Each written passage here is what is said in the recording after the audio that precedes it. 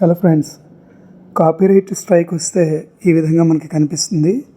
జనరల్గా యూట్యూబ్కి copyrighted owner ఎవరైతే ఉన్నారో వాళ్ళు ఇన్ఫామ్ చేసినప్పుడు ఈ రకంగా చూడండి, బ్లాక్ చేసేస్తారు వీడియోని కూడా. చూడండి, రిమూవ్ చేసేస్తారు కూడా వీడియోని. సో దానివల్ల ఎవరికి కూడా ఈ వీడియో అనేది అయితే కనపడదు. మీకు సెంటర్లో మీకు కనిపిస్తుంది రిమూవ్డ్ అని చెప్పేసి. ఆ రకంగా యూట్యూబ్ రిమూవ్ చేసేయడం జరుగుతుంది. సో ఈ రకంగా మనం యూట్యూబ్ స్టూడియోలో చూసుకున్నట్లయితే మనకి స్ట్రైక్ పడినట్టు స్పష్టంగా కనిపిస్తుంది.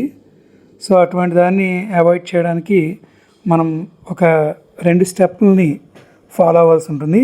అవేంటో ఇప్పుడు చెప్తాను, చూడండి.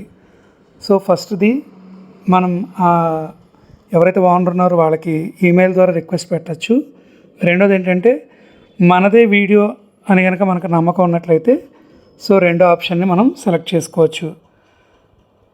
మీకు ఎలా అనిపించిందో ఈ వీడియో కామెంట్లో తెలియజేయండి. ప్రతి కాపీరైట్ స్ట్రైక్ ఆటోమేటిక్గా 90 రోజుల్లో డిలీట్ అయిపోతుంది.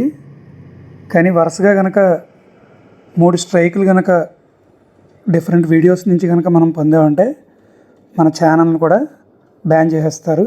ఈమెయిల్ కూడా ఎందుకు పనిచేయదు. Thank you.